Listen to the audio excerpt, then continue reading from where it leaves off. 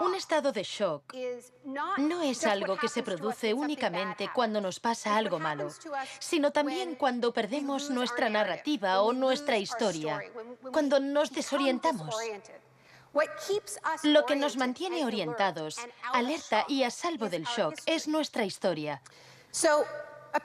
Una época de crisis como la que estamos viviendo es ideal para pensar en la historia, en la continuidad, en las raíces. Es un buen momento para situarnos en la historia de la lucha humana. La doctrina del shock.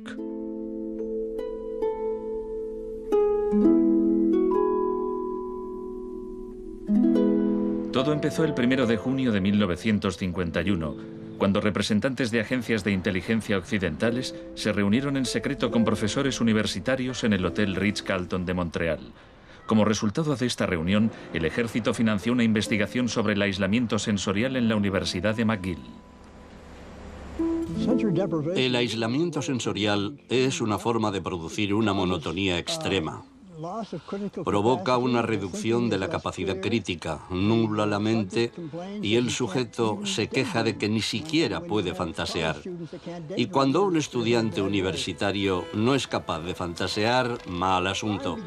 Mientras experimentábamos, empecé a creer que quizá algo que causara incomodidad o incluso dolor sería más tolerable que las condiciones de aislamiento que estudiábamos. Hebb decidió dejar de trabajar en la investigación. No tenía idea, cuando lo propuse, del arma tan terrible, tan potencialmente terrible que podía llegar a ser. Este es nuestro momento, nuestra oportunidad. Pero los experimentos continuaron bajo las órdenes del ambicioso jefe de psiquiatría, el Dr. Ewen Cameron. Su trabajo iba mucho más allá que el nuestro. Nosotros dejábamos muy claro que el sujeto podía marcharse en el momento en que quisiera, y algunos se iban. Los pacientes de Cameron no tuvieron tanta suerte. El Allen Memorial Institute, donde trabajaba, empezó a parecer una macabra cárcel donde Cameron llevaba a cabo experimentos extraños con sus pacientes de psiquiatría. Quería borrarles la mente, dejársela en blanco para reprogramarlos desde cero.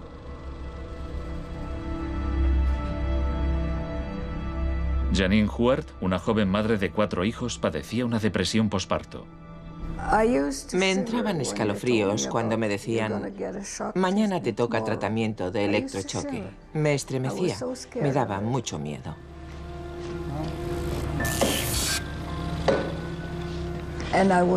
Despertaba en otra habitación, totalmente confundida y triste.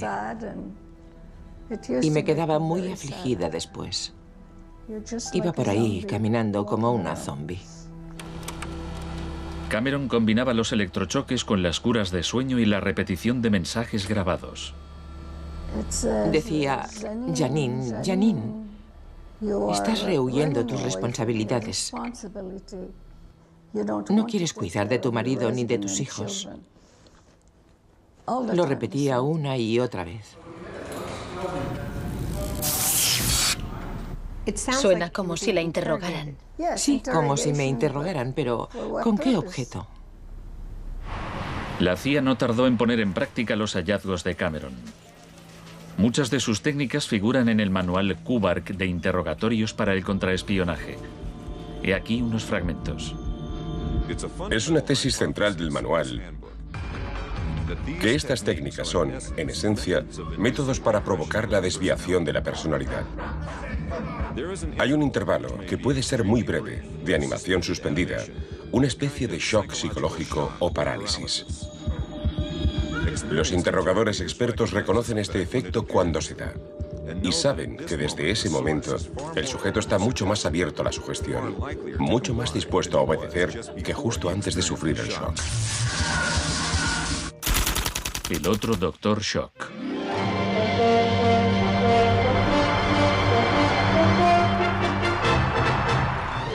En la misma época en que Ewen Cameron realizaba sus experimentos en Montreal, un partidario de otro tipo de shock trabajaba no muy lejos de allí.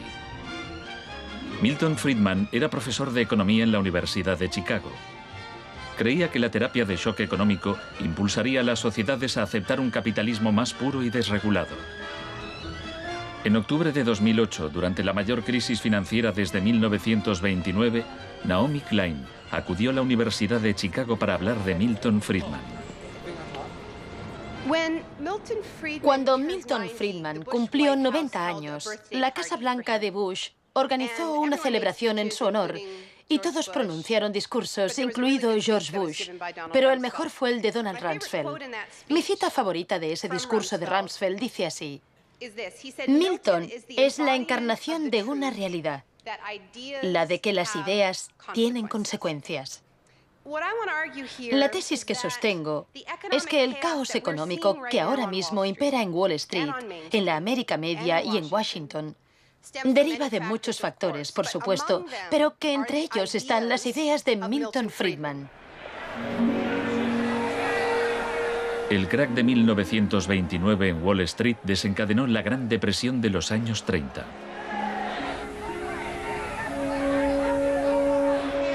En la base de las tesis de Friedman estaba su oposición a la política del New Deal anunciada por el presidente Franklin Roosevelt en su discurso de investidura.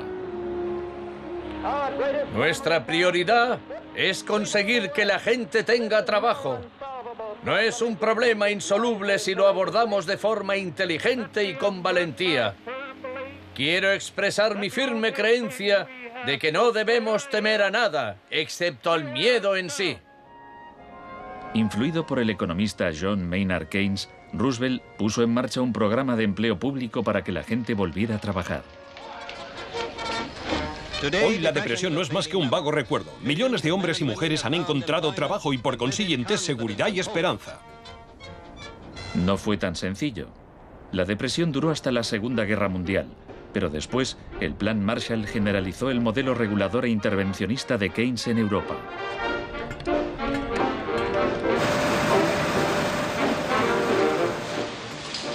Sus principios gozaron de gran aceptación, aunque no por parte del Departamento de Economía de la Universidad de Chicago. Milton Friedman, desde esta universidad, libró una guerra contra el New Deal. Friedman era miembro de un grupo llamado Sociedad Mont Pelerin, dirigida por el economista Friedrich von Hayek. Creían que si el gobierno dejaba de prestar servicios y de regular los mercados, los problemas de la economía se resolverían solos. En los 50 los consideraban bichos raros, pero en los últimos 30 años sus ideas se han convertido en la doctrina económica dominante. La tesis de la doctrina del shock es que nos han contado un cuento sobre cómo estas medidas radicales han triunfado en el mundo, que no se han propagado de la mano de la libertad y la democracia, sino que han requerido shocks, crisis y estados de emergencia. Milton Friedman entendía la utilidad de las crisis.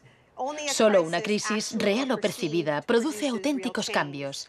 Cuando esa crisis sobreviene, las medidas que se toman dependen de las ideas que flotan en el ambiente. Primera puesta a prueba: Chile. Fue en Chile donde los seguidores de Friedman aprendieron a explotar un shock o crisis a gran escala. Por lo general, los voceros del neoliberalismo, los publicistas oficiales, ni siquiera mencionan a Chile. Empiezan a contar la historia a partir de Thatcher y Reagan, porque eso queda mucho mejor. En los años 50 y 60, las medidas progresistas de desarrollo en Chile eran un modelo para la zona.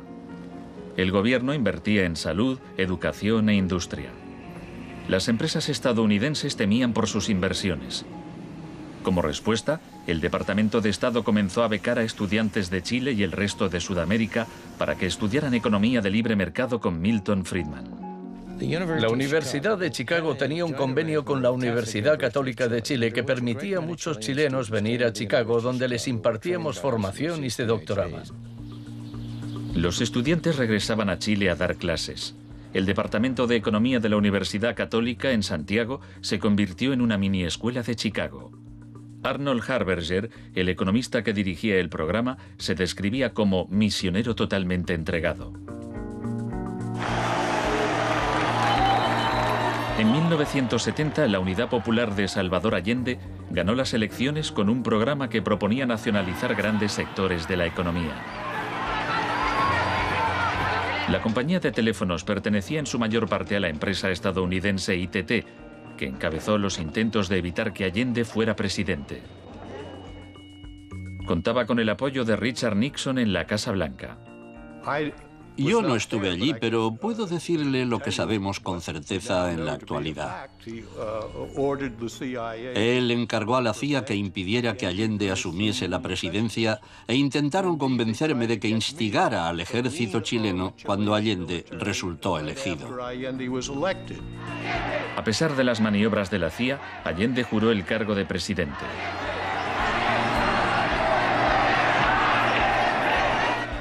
Richard Nixon ordenó al director de la CIA que hiciera gritar a la economía. El señor Nixon es presidente de Estados Unidos y yo soy presidente de Chile. Yo no tendré un término despectivo contra el señor Nixon mientras el señor Nixon respete al presidente de Chile. Comenzó a fraguarse un golpe militar. Los Chicago Boys chilenos se pusieron a trabajar en un programa económico de 500 páginas llamado El Ladrillo. Con dinero de Estados Unidos se hizo todo lo posible por desestabilizar la economía. Se declaró una huelga de camioneros que paralizó fábricas y tiendas.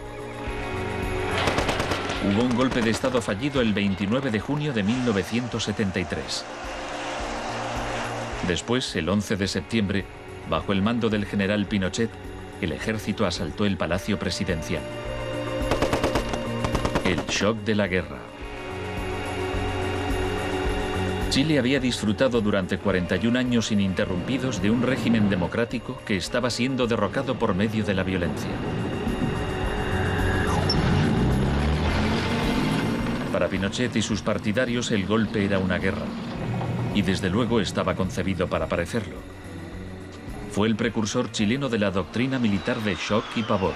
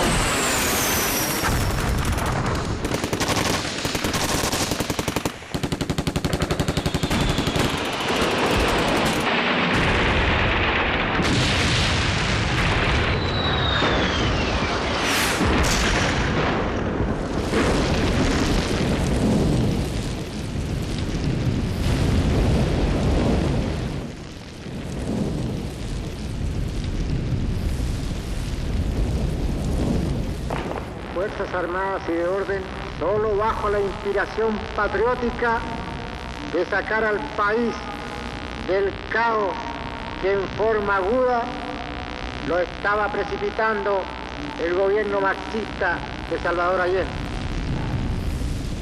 Los Chicago Boys entregaron a Pinochet El Ladrillo, su plan económico.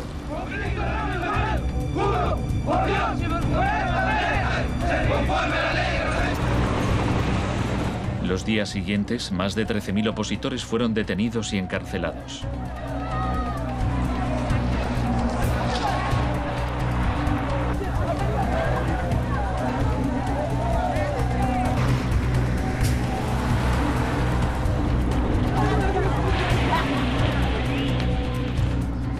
Recluyeron a miles de presos en el Estadio Nacional y a muchos los torturaron. El mundo fijó su mirada en Chile. ¿Cuántas personas? Más de 5.000 personas, como 10.000 años.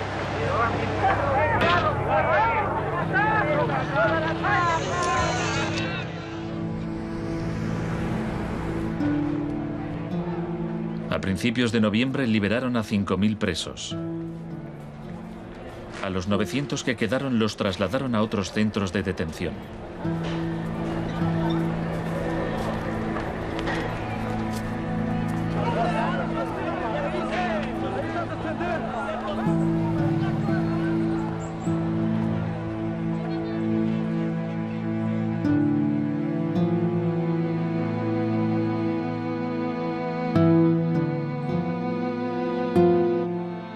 Menos de un mes después, la FIFA dejó a Chile jugar una eliminatoria para el Mundial de Fútbol en ese mismo estadio. Su rival, la Unión Soviética, se negó a jugar allí, así que se permitió a Chile marcar en portería vacía y clasificarse para el Mundial de 1974. Porque fueron tocando sin adversario hasta el otro lado. El shock económico. Aprovechando el estado de shock de la población, Pinochet impuso las medidas recomendadas por los Chicago Boys, suprimió el control de precios, privatizó empresas estatales, eliminó aranceles de importación y redujo el gasto público. Más tarde, Friedman reconoció abiertamente la importancia del experimento chileno. Se trataba del primer caso en que un avance hacia el comunismo daba paso a un avance hacia el libre mercado. No dio resultado. Al cabo de un año había una inflación del 375% anual, la más alta del mundo. Así que en marzo de 1975, Arnold Harberger y Milton Friedman volaron a Santiago. Empleó una expresión que nunca se había utilizado en el contexto de una crisis económica mundial. Exigió un tratamiento de shock. Dijo que él era como un médico que iba a ayudar a un país asolado por una epidemia y simplemente recetaba el remedio. Friedman escribió que el general Pinochet se mostraba receptivo a la idea de un tratamiento de shock, aunque era evidente que le preocupaba el paro temporal que podía causar.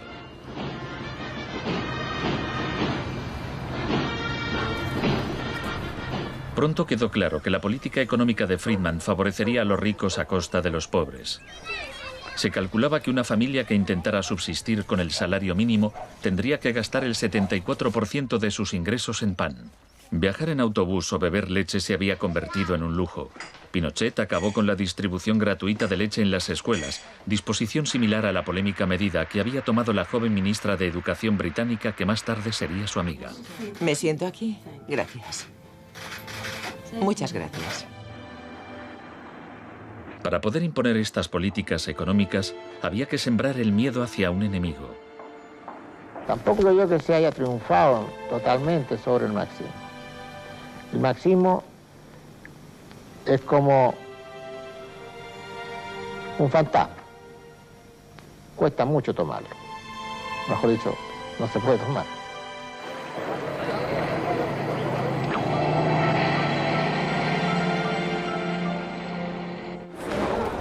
Según Friedman y Harberger, la economía de libre mercado era indisociable de la libertad y la democracia. Pero en Chile, donde sus ideas se estaban aplicando en el contexto de una dictadura militar, no era así. Muchos latinoamericanos veían una relación directa entre los shocks económicos que empobrecían a millones de personas y las torturas infligidas a quienes creían en una sociedad distinta. Orlando Letelier era uno de ellos. Letelier había sido embajador de Allende en Washington. Pasó un año en una de las cárceles de Pinochet antes de exiliarse en Estados Unidos. En 1976, Letelier escribió: el plan económico tenía que imponerse por la fuerza, y en Chile esto solo podía conseguirse por medio de miles de asesinatos, el establecimiento de campos de concentración por todo el país y el encarcelamiento de más de 100.000 personas en 3 años.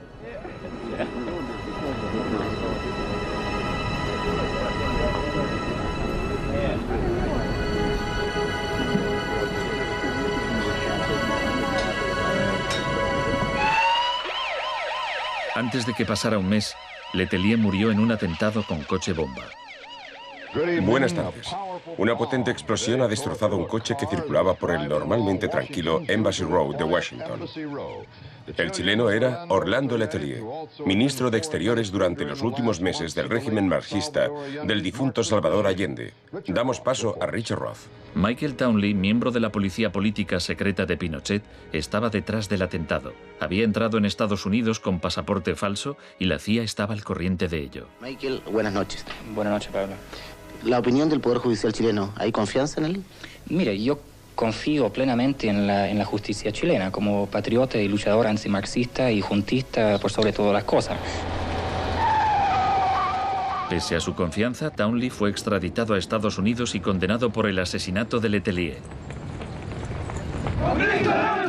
Pinochet gobernó Chile como dictador durante 17 años, pero en una entrevista en que se sinceraba, Harberger seguía negándolo. Un gobierno represivo no puede durar mucho tiempo en el marco de un sistema de auténtica libertad económica. El año del asesinato de Orlando Letelier se le concedió a Friedman el Premio Nobel de Economía.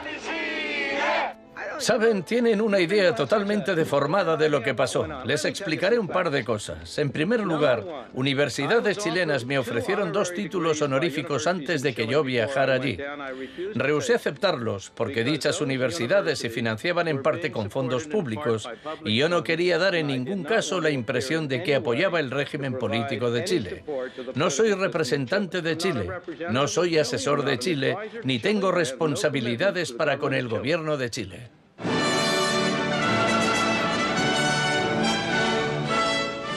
Y ahora le cedo la palabra al profesor Milton Friedman. Friedman, vete a casa. Friedman, vete a casa.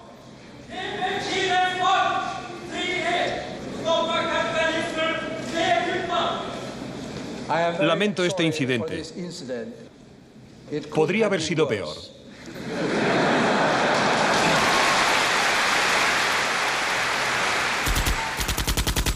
La revolución se propaga. El propósito de la doctrina del shock es contar una historia alternativa de cómo esa oleada salvaje de capitalismo puro e incontrolado que estamos viviendo llegó a dominar el mundo. Chile no fue el único país de Sudamérica que adoptó las políticas de la Escuela de Chicago.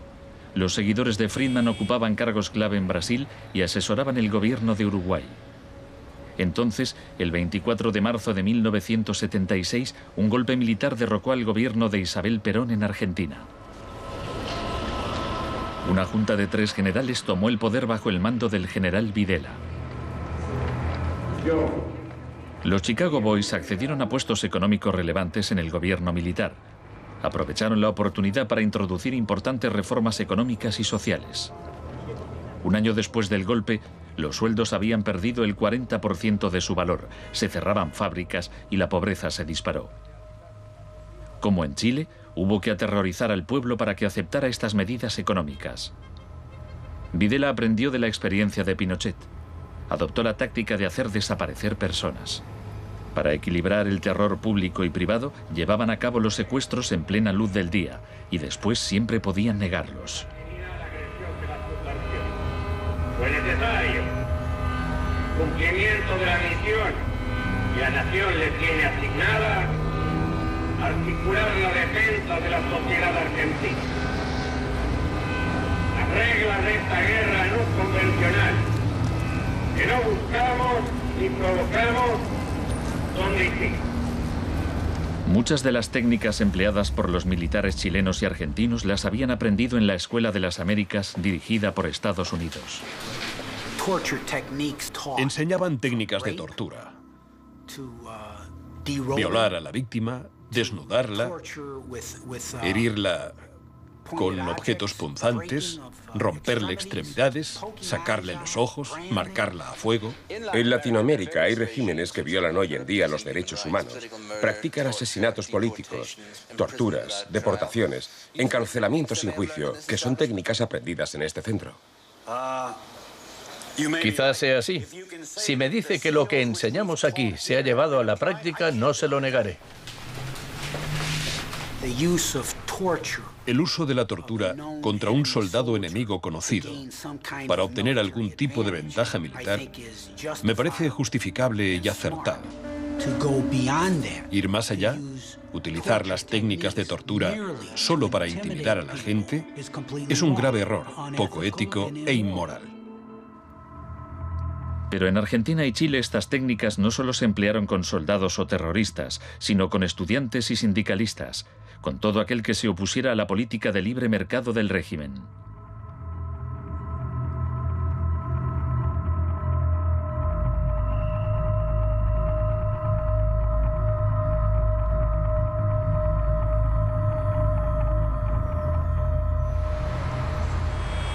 En 1978, la Junta de Argentina fue anfitriona del Mundial de Fútbol. La final se jugó en un estadio que estaba aproximadamente a 1 kilómetro del mayor centro de detención del país, donde había miles de presos en cámaras de tortura. Decir que con los goles, con el grito de gol, se tapaba la voz de los secuestrados, los gritos de los secuestrados, era una realidad. Organización extraordinaria, miles y miles de banderas, miles y miles de gargantas enronquecidas, 25 millones de argentinos que tienen un solo color, el celeste y blanco. El fútbol ha hecho el milagro del país, de este maíz maravilloso que nos siguen atacando a aquellos que... Argentina llevó su régimen de terror un paso más lejos que Chile. Entre los desaparecidos había cientos de mujeres embarazadas a quienes les permitieron dar a luz antes de asesinarlas. De todas aquellas mujeres que estaban embarazadas, les permitieron tener a sus hijos para una vez que nacieran, sacárselos. Y eso sucedió con 500. Yo soy uno de esos 500. Esos niños, muchos de los cuales fueron criados por familias afines al ejército, eran un escalofriante recordatorio del proyecto de la Junta de rehacer toda la sociedad.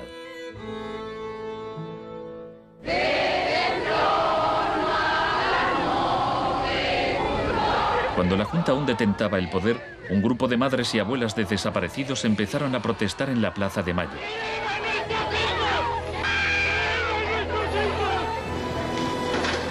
Como detectives buscaron a los niños perdidos. Tras la caída de la Junta, localizaron a algunos y los reunieron con sus familias. De vez en cuando encontraban restos. Por lo general, no encontraban nada. El general Videla fue declarado culpable de asesinato, secuestro y tortura. Señores jueces, nunca más. Se le condenó a cadena perpetua.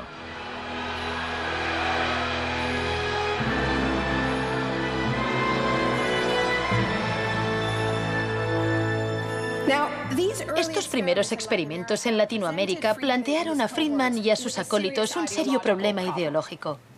Friedman había prometido que sus medidas no solo enriquecerían aún más a la élite, sino que crearían la sociedad más libre posible, que aquella era una guerra contra la tiranía, que el capitalismo y la libertad iban juntos. Sin embargo, vemos que en los 70 los únicos países que ponían en práctica esas ideas eran dictaduras militares. Nixon había dado todo su apoyo a la imposición de ese liberalismo brutal por parte de las dictaduras sudamericanas. En cambio, el caso de la política económica dentro de Estados Unidos, donde Nixon se estaba jugando la reelección, era harina de otro costal. La Escuela de Chicago y el mundo anglosajón. Friedman mantenía una relación cordial con Nixon. Varios de sus colegas y discípulos de la Escuela de Chicago obtuvieron cargos en el gobierno. Entre ellos Donald Rumsfeld.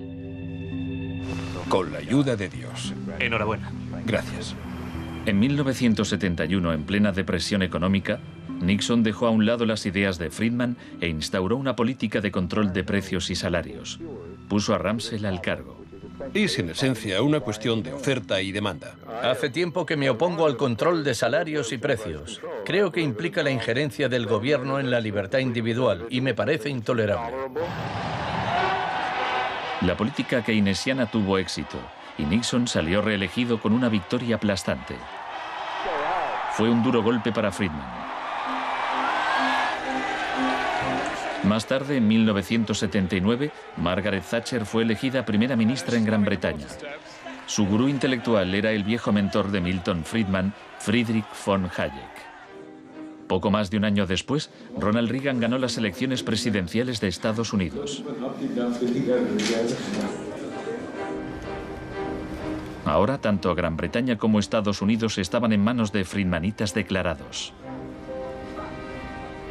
El programa con que Margaret Thatcher llegó al poder se basaba en 4 puntos: recortar el gasto público, bajar los impuestos, reducir el número de empresas estatales o paraestatales, desregular la industria e introducir una política monetaria moderada y estable para combatir la inflación. Durante sus primeros 3 años en el poder, el paro se duplicó en ciertos sectores, lo que provocó oleadas de huelgas.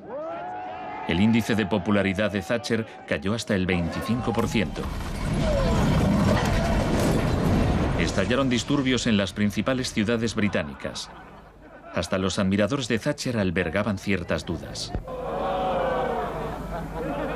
Los resultados económicos de la administración Thatcher son desiguales.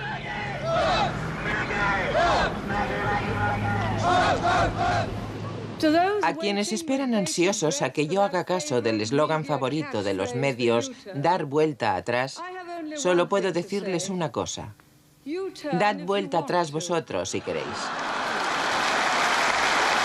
La dama no es partidaria de ello. Friedrich von Hayek instó a Thatcher a adoptar las políticas de shock económico de Pinochet. Ella replicó: en Gran Bretaña, con sus instituciones democráticas y su necesidad de un alto grado de consenso interno, algunas medidas tomadas en Chile son del todo inaceptables. La enorme impopularidad de Thatcher demostraba una vez más que el fundamentalismo del libre mercado era demasiado impopular y perjudicaba directamente a demasiada gente como para sobrevivir en un sistema democrático que requería el consentimiento de los gobernados, a diferencia de una dictadura militar. Lo que sacó a Thatcher del abismo y salvó finalmente el proyecto fue una crisis, la crisis suprema, de hecho, una guerra. Estamos aquí porque, por primera vez en muchos años, un territorio de soberanía británica ha sido invadido por un país extranjero. El gobierno ha decidido que un importante destacamento zarpe en cuanto se hayan ultimado todos los preparativos. El acorazado Invincible irá en cabeza. La mayoría de los británicos ni siquiera había oído hablar de las Malvinas, pero cuando Argentina invadió el pequeño archipiélago a miles de kilómetros de distancia, en el Atlántico Sur, Thatcher aprovechó la ocasión para hacer honor al apodo Dama de Hierro. Caballeros, me dicen que la bandera blanca ondea sobre Stanley. La guerra terminó menos de 3 meses después. Cuando las tropas regresaron al Reino Unido, las celebraciones patrióticas inundaron el país. Thatcher ganó las elecciones de 1983 por amplia mayoría. Esto le permitiría aplicar una forma de terapia de shock económico como la impuesta en Chile.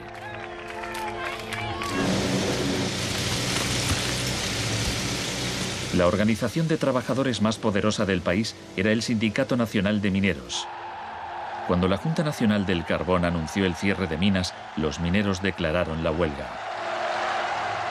Zonas del centro de Londres están paralizadas por miles de mineros y simpatizantes que se manifiestan por la ciudad en favor de la huelga de mineros, la más larga y feroz jamás vivida en Inglaterra desde 1926, así como la más costosa. La huelga duró casi un año. Thatcher empleó todos los medios a su disposición para acabar con el sindicato.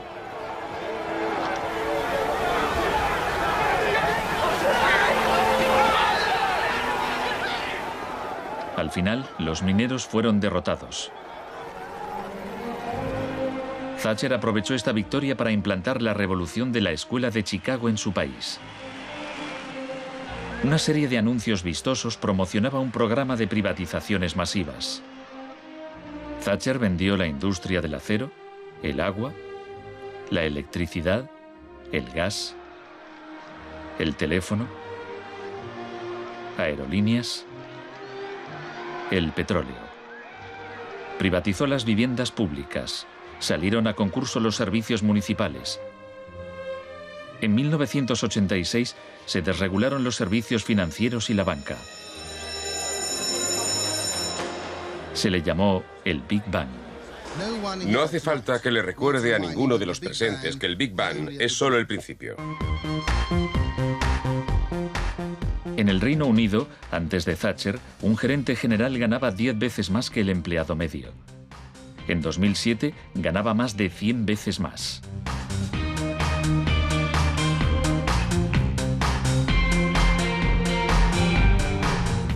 En Estados Unidos, antes de Reagan, los gerentes generales ganaban 43 veces más que el empleado medio. En 2005 ganaban más de 400 veces más. Friedman reconocía abiertamente que Thatcher y Reagan estaban haciendo mucho por difundir la doctrina de la Escuela de Chicago en el mundo. Por aquí, señor Reagan. He pensado que debía colocarse aquí. La coincidencia en el tiempo de los mandatos de Thatcher y Reagan fue sumamente importante para la aceptación pública en todo el mundo de un enfoque distinto de la política económica y monetaria. Muchas gracias. Voy a describirles un plan y una esperanza a largo plazo. Que el avance de la libertad y la democracia relegue al marxismo-leninismo al basurero de la historia, tal como ha hecho con otras tiranías que coartan la libertad e impiden que la gente se exprese. Más allá del telón de acero. Todos conocemos el cuento de hadas sobre la caída del comunismo. Occidente, con Reagan y Thatcher al mando, parecía tan próspero a los ojos de la gente del bloque comunista que ésta a su vez empezó a exigir medidas radicales de libre mercado. En realidad no sucedió así. Es cierto que quienes vivían oprimidos por el autoritarismo comunista querían la democracia de verdad y que querían poder ir a comprar tejanos y a comer Big Macs. Eso es cierto. Pero eso no significa que aspiraran al capitalismo salvaje con oligarcas descontrolados y sin protecciones sociales, que acabó por instaurarse en tantos países del bloque del Este que aún lo padecen hoy en día.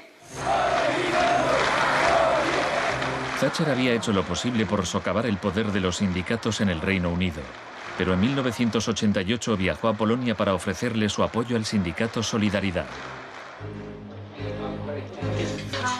Se trata del proceso para pasar de donde están ahora a donde quieren estar. Como consecuencia de las huelgas en Polonia, se permitió a Solidaridad participar en las elecciones de junio de 1989, lo que a su vez desencadenó oleadas de manifestaciones en toda Europa del Este.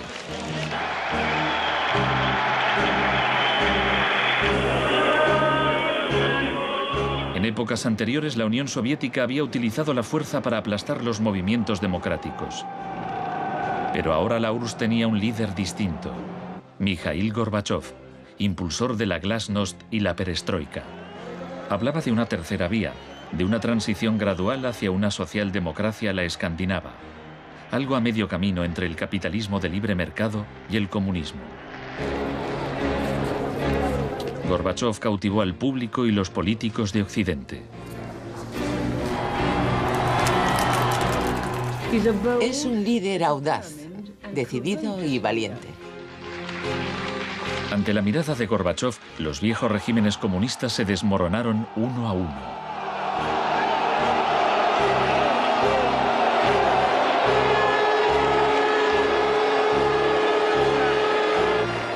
A finales de año, el símbolo más famoso de la división de Europa fue derribado.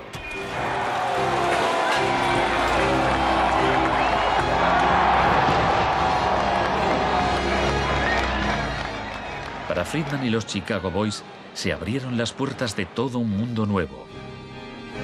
En la Unión Soviética, Gorbachov quería reformar la economía rusa poco a poco. En 1991, Gorbachov asistió como invitado a la cumbre del G7 en Londres. Esperaba obtener apoyo financiero para sus reformas económicas graduales. Sin embargo, le dijeron que o aceptaba la terapia de shock radical o no le concederían ayudas. ¿Qué tal, señor presidente? ¿No está demasiado cerca? El mes siguiente se produjo un intento de golpe de Estado contra él. Miembros del sector duro del Partido Comunista pusieron a Gorbachov bajo arresto domiciliario en su casa de veraneo de Crimea. Los tanques rodearon la Casa Blanca, el Parlamento ruso.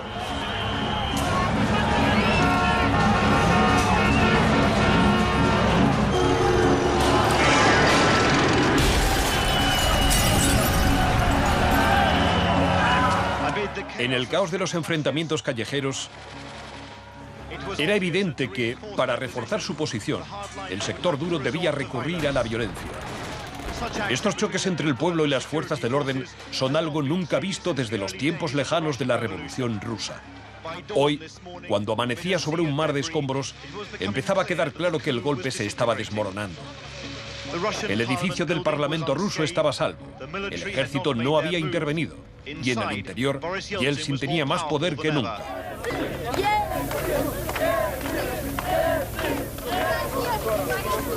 Fue un momento estelar para Yeltsin.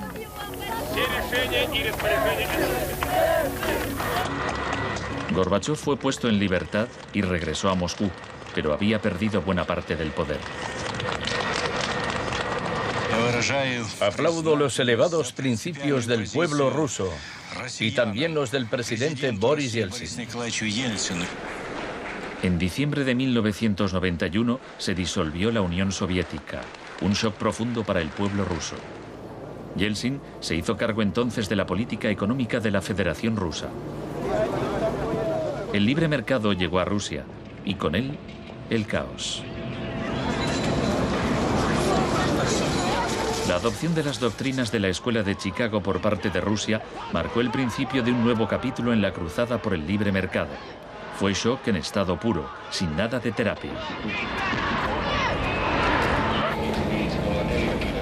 Pese a los intentos oficiales por promover el capitalismo popular, lo cierto es que un puñado de empresarios amasó grandes fortunas.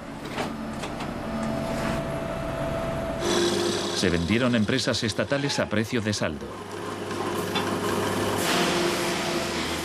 La prensa rusa apodó a los asesores de Yeltsin los Chicago Boys.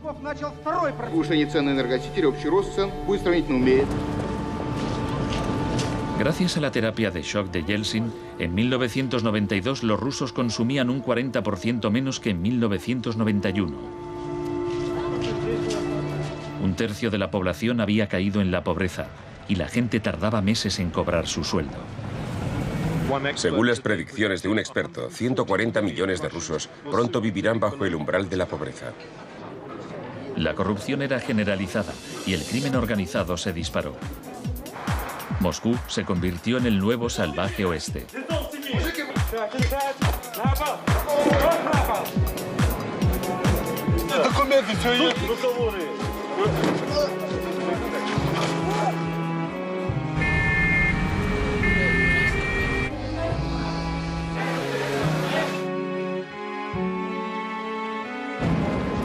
La mayoría de los rusos se oponía a que el radicalismo de los Chicago Boys se implantase en su país.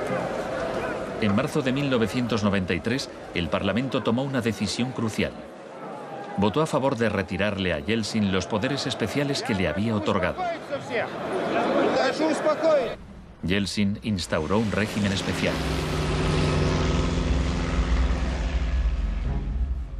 El Tribunal Constitucional lo declaró ilegal.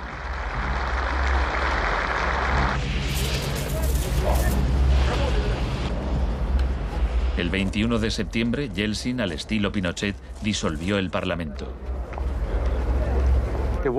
A partir de hoy quedan suspendidas las funciones legislativas, administrativas y de control del Parlamento de la Federación Rusa. Occidente puso su influencia al servicio de Yeltsin. Creemos que Boris Yeltsin es la mayor esperanza para la democracia en Rusia. 2 días después, el Parlamento votó a favor de destituir a Yeltsin por 636 votos a 2. Miles de partidarios del Parlamento se congregaron frente a la Casa Blanca e intentaron tomar la televisión.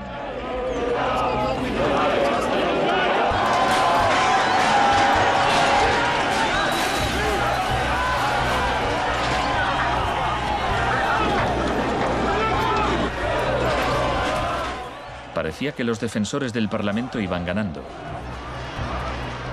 Yeltsin voló de regreso a Moscú de su casa vacacional. Esa noche, 100 manifestantes murieron en los enfrentamientos con las fuerzas de Yeltsin.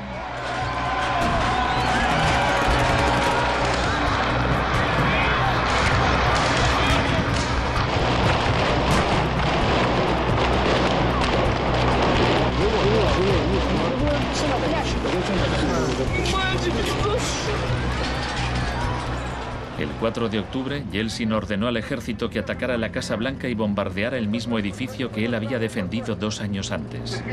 ¿No lo entendéis? ¡Son asesinos!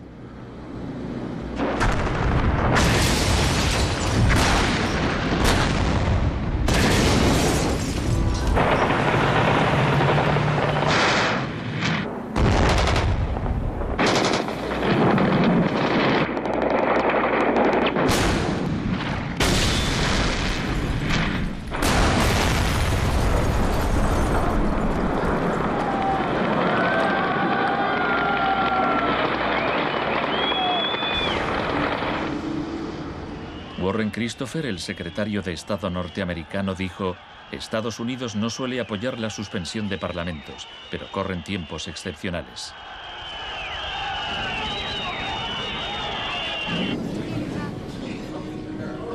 Yeltsin había conseguido el poder absoluto. Asesorado por sus Chicago Boys, practicó un capitalismo de amigotes. Se pusieron a la venta más industrias estatales, y así nació una nueva clase de empresarios multimillonarios con influencia política, los oligarcas. En 1998, el 80% de las granjas rusas estaba en quiebra y 70.000 fábricas estatales habían cerrado.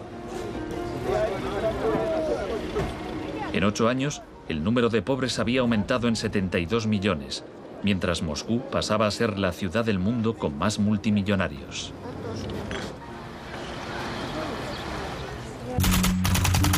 Un nuevo enemigo.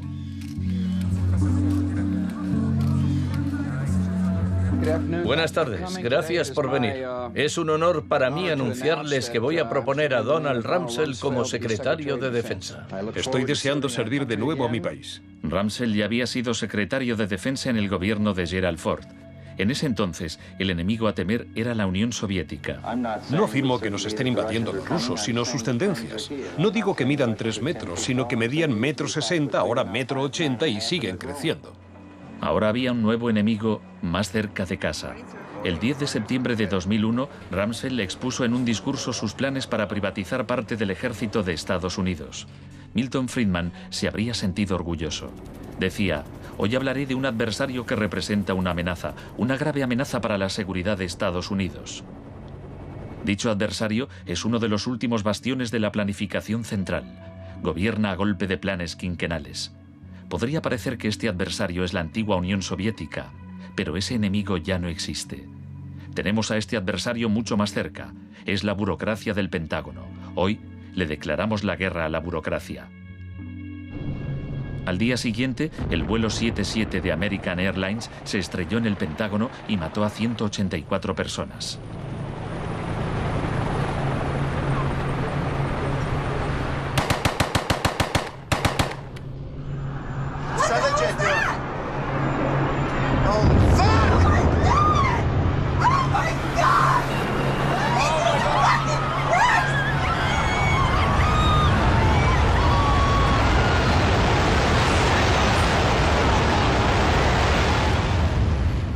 Piensen en la sensación de la gente tras los atentados.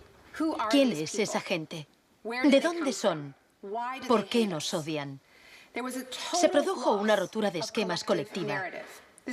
No vivíamos en el mundo en que creíamos vivir.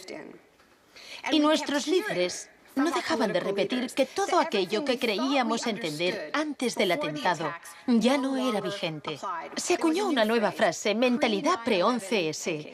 Lo que ocurrió en ese momento fue que surgieron teorías nuevas por arte de magia sobre un choque de civilizaciones. De pronto, ese era el mundo en que vivíamos. Resultó que había un eje del mal y que estábamos librando una guerra contra el terrorismo. Esta guerra abstracta e imposible de ganar ha tenido enormes consecuencias económicas. Antes de 2001, la seguridad nacional apenas podía considerarse una industria. Hoy en día es más importante que las industrias del cine y la música juntas.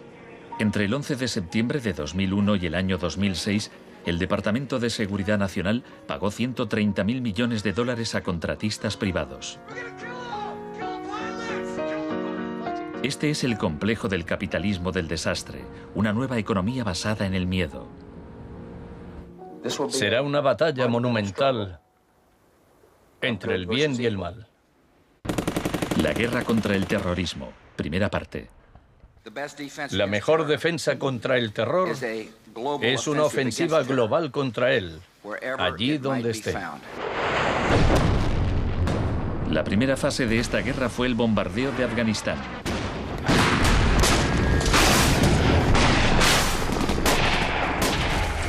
El gobierno talibán fue derrocado rápidamente. La posguerra resultó más complicada. Nuestra lucha contra el terrorismo empezó en Afganistán, pero no acaba allí. Buscamos sobre todo detenidos que nos sirvan para extraerles información.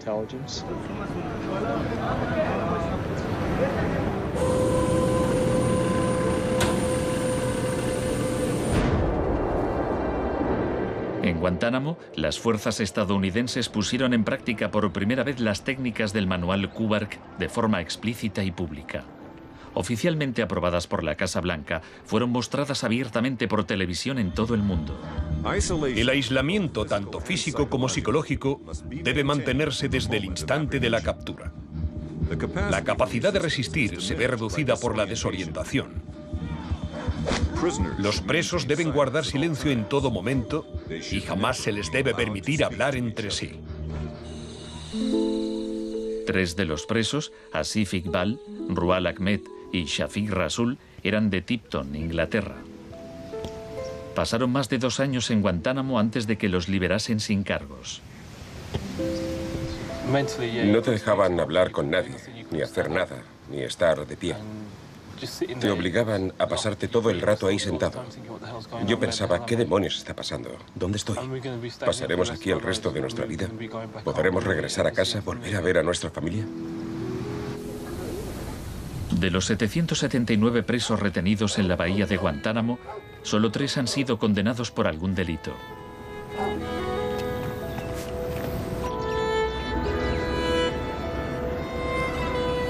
Lo único que sé a ciencia cierta es que son mala gente. Era un mensaje para todo el mundo, un mensaje muy claro. Esto es lo que te pasa si te interpones en nuestro camino. La guerra contra el terrorismo, segunda parte. La guerra contra el terrorismo no se libra contra un solo hombre o contra un solo país. Se alegaron muchas justificaciones para la invasión de Irak. Pero si Estados Unidos realmente hubiera querido invadir un país que presuntamente albergaba a líderes de Al-Qaeda, tenía armas nucleares y vendía tecnología nuclear a otros países, Pakistán habría sido la opción más obvia. Tenía contactos estrechos con los talibán y el poder estaba en manos de un dictador militar. En cambio, George Bush eligió como objetivo Irak, el país con la tercera mayor reserva de petróleo del mundo.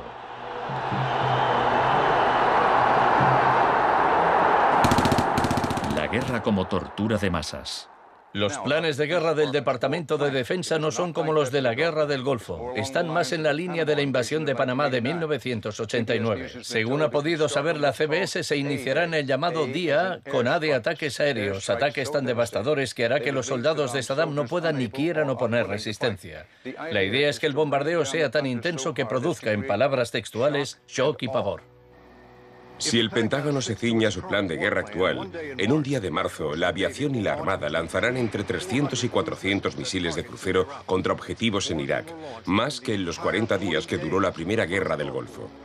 Será un ataque de una magnitud nunca antes vista, nunca antes prevista. Harlan Ullman es uno de los artífices del concepto shock y pavor, que consiste en lanzar un gran número de bombas guiadas de precisión. Esto produce un efecto inmediato, como el de las bombas nucleares de Hiroshima. No es cuestión de días o de semanas, sino de minutos.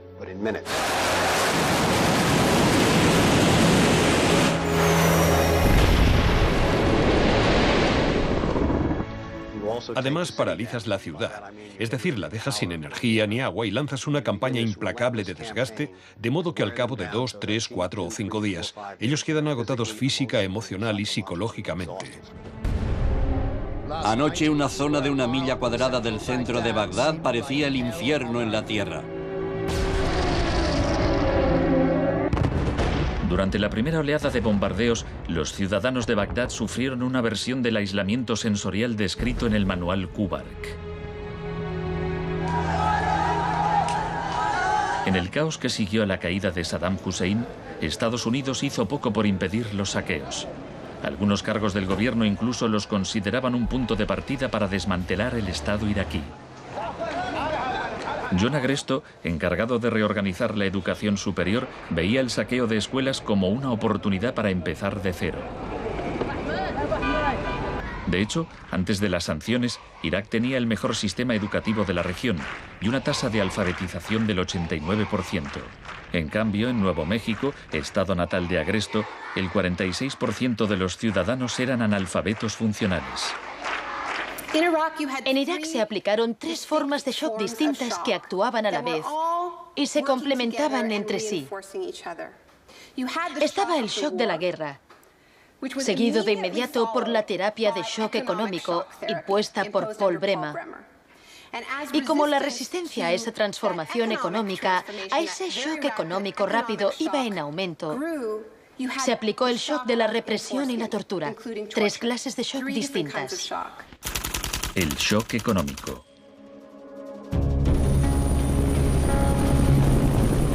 En mayo de 2003, Paul Bremer fue nombrado enviado presidencial de Estados Unidos a Irak. 2 semanas después de su llegada, declaró el país listo para los negocios. Creemos que la coalición cuenta con una autoridad lo bastante amplia para decidir el rumbo de la economía iraquí. Bremer sabía poco sobre Irak, pero mucho sobre el capitalismo del desastre.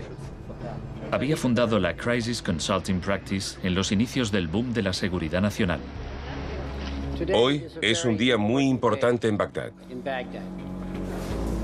Bremer dedicó los primeros 4 meses a aprobar medidas clásicas de la Escuela de Chicago. Rumsfeld aseguraba que Irak tenía unas de las leyes fiscales y de inversión más avanzadas y atractivas del mundo libre. Una de las primeras disposiciones de Bremer fue despedir a 500.000 empleados públicos. Se trataba en parte de un acto de desbaazificación, pero reducir el gobierno era también algo muy friedmanita. Se prometieron fondos para la reconstrucción. Nuestra inversión en el futuro de Afganistán e Irak es el mayor compromiso de estas características desde el Plan Marshall. En realidad, era justo lo contrario. Mientras que el fin del Plan Marshall era impulsar la industria europea, la ayuda a Irak se invirtió en empresas de Estados Unidos. Los pocos iraquíes que consiguieron empleo estaban al final de una serie de subcontratistas. Creative Associates se hizo con contratos por valor de $100 millones para esbozar el programa de estudios e imprimir libros de texto para el sistema educativo. La consultora en gestión y tecnología Bearing Point obtuvo contratos por valor de $240 millones para implantar un sistema de libre mercado en Irak. RTI, con sede en Carolina del Norte, logró contratos por $466 millones para asesorar sobre la instauración de la democracia en Irak. Y a Halliburton se le adjudicaron contratos de coste más incentivos por $20.000 millones. Parsons recibió $186 millones para construir 142 clínicas sanitarias. Solo se terminaron 6. El suministro básico de electricidad y agua apenas mejoró, pese a los miles de millones que se gastaron durante los primeros 4 años. Vamos a triunfar aquí y cuando lo consigamos habremos hecho algo importante, no solo para 25 millones de iraquíes, sino para favorecer los intereses occidentales en la región. Hasta los nuevos billetes iraquíes se imprimían en el extranjero. Les mostraré un ejemplo de estos billetes. Estados Unidos incluso llegó a pagar a empresas privadas para que supervisaran a las empresas privadas que habían logrado contratos.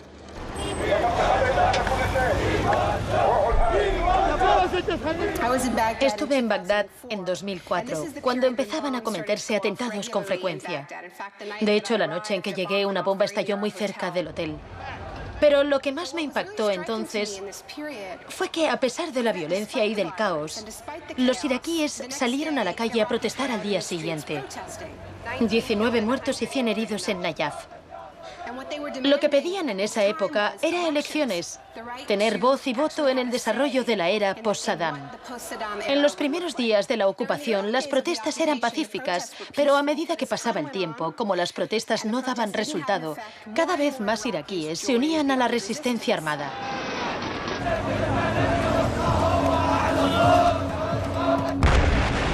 La violencia se descontroló.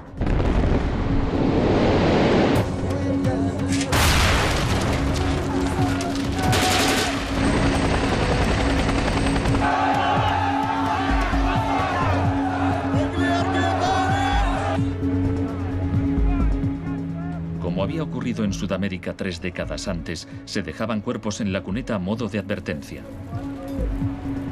Eran los desaparecidos de Irak.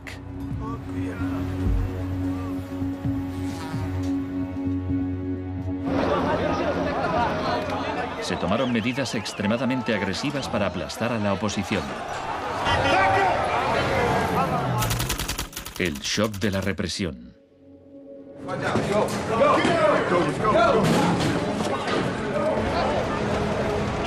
Durante los primeros 3 años y medio de la ocupación, se capturó a 61.500 iraquíes. En la primavera de 2007, 19.000 seguían detenidos.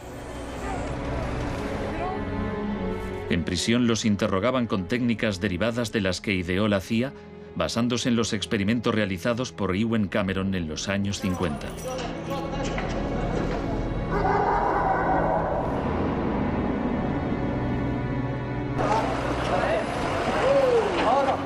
Según la Cruz Roja, altos cargos del ejército estadounidense admitieron que entre el 70 y el 90% de las detenciones en Irak fueron errores.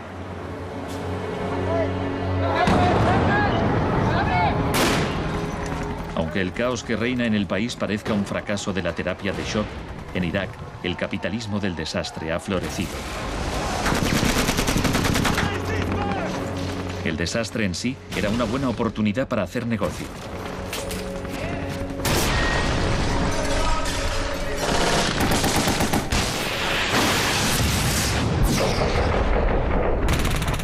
El negocio de la guerra. El gasto militar de Estados Unidos prácticamente se ha duplicado desde 2001. Se acerca a los 700.000 millones de dólares al año. Ya en 1961, el presidente Eisenhower, que no era precisamente de izquierdas, advirtió del peligro de un ejército demasiado poderoso. La conjunción de una estructura militar inmensa y de una gran industria de armamento es algo nuevo en la historia de Estados Unidos. Debemos precavernos contra una adquisición de influencia injustificada, deliberada o no, por parte del complejo industrial militar. No debemos permitir jamás que esa combinación suponga un riesgo para nuestras libertades o nuestros procesos democráticos. La guerra de Irak ha sido el conflicto más privatizado de la historia contemporánea. La zona verde de Bagdad es una versión extrema de lo que está pasando en todo el mundo. Se trata de una zona privada y segura, protegida del caos exterior.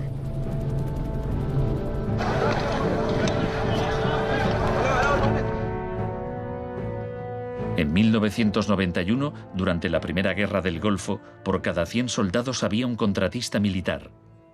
En 2003, cuando empezó la guerra de Irak, por cada 100 soldados había 10 contratistas. En 2006, por cada 100 soldados había 33 contratistas. Un año después, por cada 100 soldados había 70 contratistas. En julio de 2007 había más contratistas que soldados en Irak. Esto iba incluso más lejos de lo que Milton Friedman se había atrevido a soñar. Lo único que no privatizaría son las Fuerzas Armadas, los tribunales y algunas carreteras y autopistas. Una de las empresas contratadas más relevantes era Blackwater USA. Durante la batalla de abril de 2004 en Nayaf, Blackwater asumió el mando de los marines estadounidenses. Docenas de iraquíes murieron durante la operación. Estados Unidos había blindado las empresas privadas contra las leyes iraquíes, por lo que éstas funcionaban en un vacío legal, un poco como Guantánamo. Le pregunté al secretario de Defensa hace un par de meses bajo qué se rige. El señor Rumsfeld... Iba a preguntárselo yo. Siga.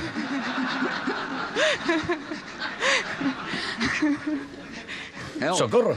Iba... Del mismo modo que la terapia de shock de Cameron dejaba a los pacientes confundidos y deshechos, los múltiples shocks infligidos a Irak redujeron al país a un estado de anarquía y violencia sectaria. En la época en que ejecutaron a Saddam, en 2006, morían 1000 iraquíes por semana.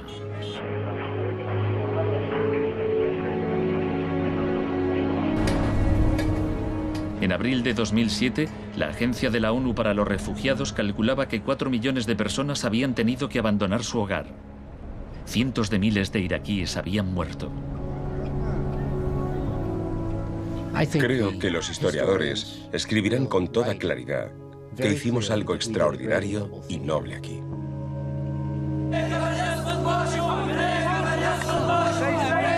Esta es una manifestación contra el terrorismo americano.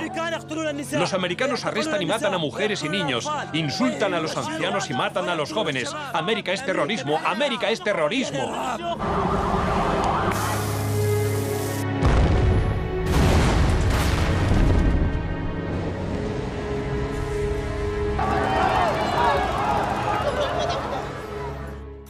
Un mundo de zonas verdes y rojas. Cuando el huracán Katrina llegó a Nueva Orleans en agosto de 2005, el mundo presenció horrorizado una especie de apartheid del desastre. Quienes tenían recursos se marcharon de la ciudad, mientras decenas de miles de desfavorecidos tuvieron que quedarse prácticamente sin ayuda del Estado. Fui a Nueva Orleans cuando la ciudad todavía estaba inundada y descubrí que lo que había visto en Irak se repetía, no en un periodo de posguerra, sino después de un terrible desastre natural. Milton Friedman murió en 2006. La última recomendación que hizo sobre política oficial aparece en un artículo que publicó en el Wall Street Journal 3 meses después del Katrina. Dice, la mayor parte de las escuelas de Nueva Orleans están en ruinas y también las casas de los alumnos. Los niños se han dispersado por todo el país. Es una tragedia y también una oportunidad para introducir reformas radicales en el sistema educativo. Proponía privatizar completamente los colegios de la ciudad. Era su canto del cisne.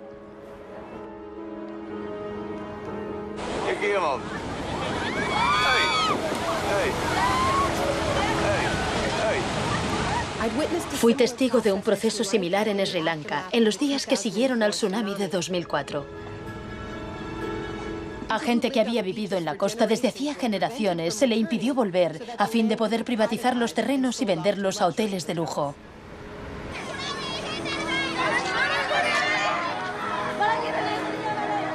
Justo a esto me refiero con la expresión doctrina del shock, al saqueo sistemático del sector público después de un desastre, cuando la gente está demasiado ocupada haciendo frente a la emergencia, a sus problemas diarios, para proteger sus intereses.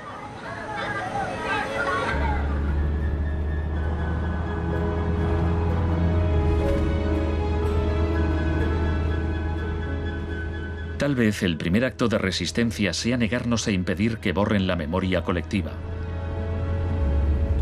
En 2008, Naomi Klein visitó Villa Grimaldi con Isabel Morel, viuda de Orlando Letelier.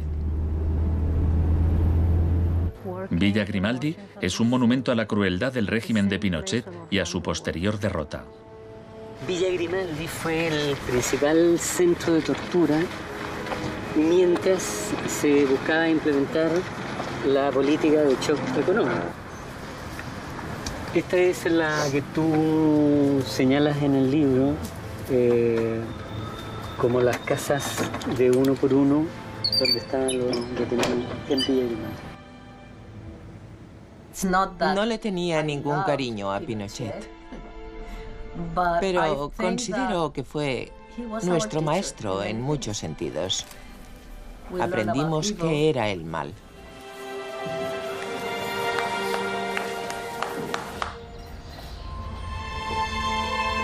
En 1988, Pinochet fue detenido cuando se encontraba en Londres. su vieja aliada, Margaret Thatcher, permaneció a su lado. Sé lo mucho que le debemos.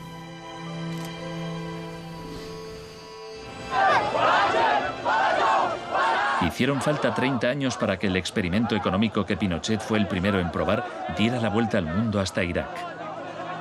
Aún así, las similitudes entre pasado y presente son asombrosas.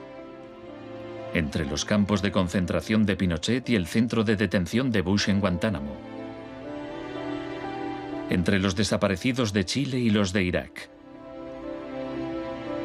Entre los experimentos de Ewen Cameron y las torturas infligidas a los presos de Abu Ghraib. Ha llegado nuestro momento, nuestra ocasión. Borró todo el pasado. Por eso aplicaba electrochoques. Borraba el pasado del paciente e implantaba ideas nuevas. Pero Janine resistió. En 1988, la CIA accedió a indemnizar a Janine y a otras víctimas de los experimentos de Ewen Cameron.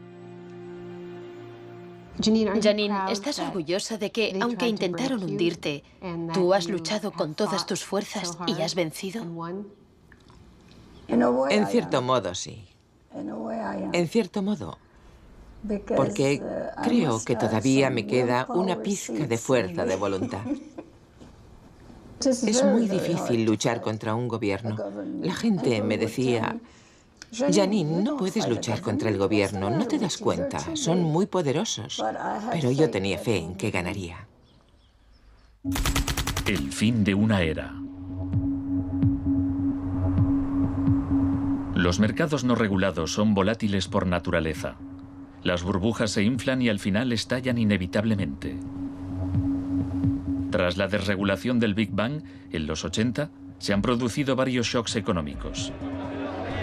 En 1987 hubo un lunes negro. Los mercados se desplomaron de forma espectacular. Fue el mayor derrumbe porcentual ocurrido en un mismo día en la historia de la bolsa. En 1992 hubo un miércoles negro cuando los especuladores de divisas hicieron fortunas apostando contra la libra.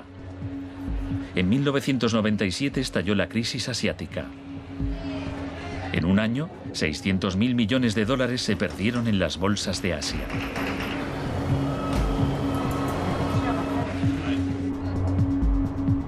Y finalmente, en septiembre de 2008, los mercados financieros implosionaron.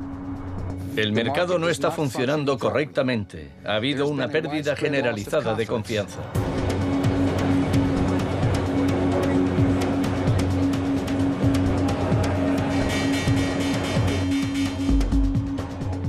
El 15 de septiembre, Lehman Brothers se acogió al capítulo 11 de la ley de quiebras.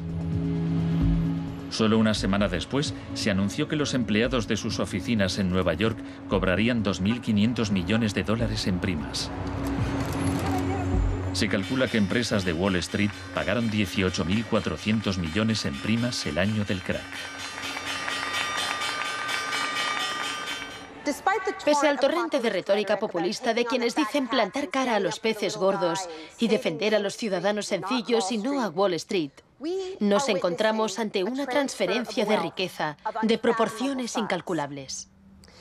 Se está transfiriendo riqueza del sector público, de las manos del gobierno, que la ha recaudado de la gente de a pie en forma de impuestos, a manos de las empresas y los individuos más ricos del mundo. Huelga decir que son los mismos individuos y empresas responsables de la crisis. Nos encontramos en medio de un tsunami crediticio imprevisible. He encontrado un fallo cuyo alcance y duración ignoro, pero es algo que me tiene muy inquieto. En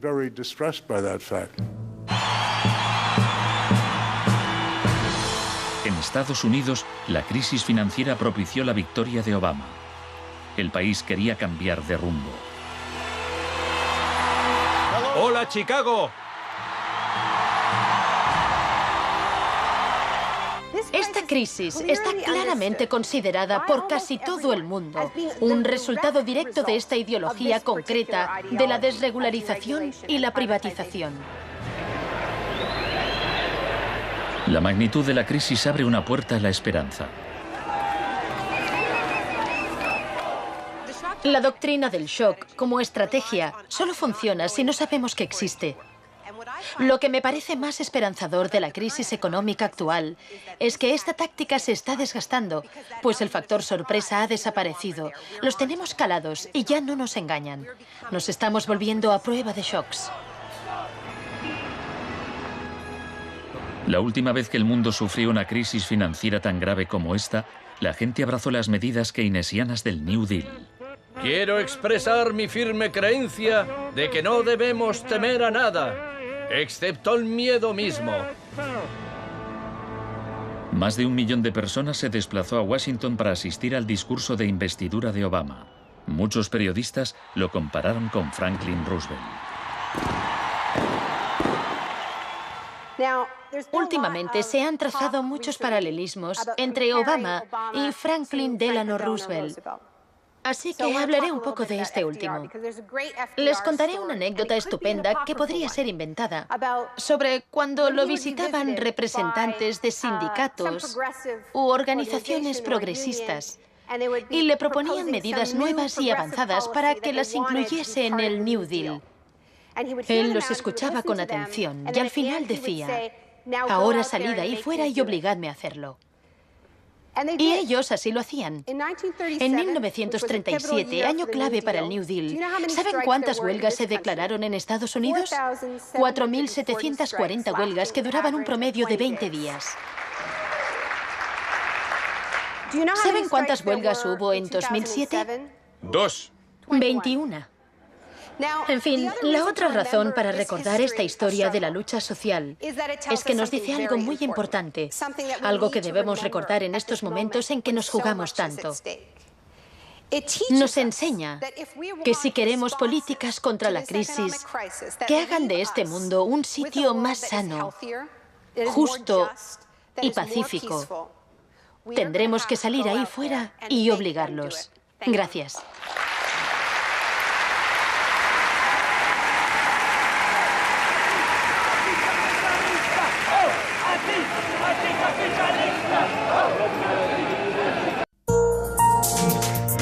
Volvemos en 2 minutos.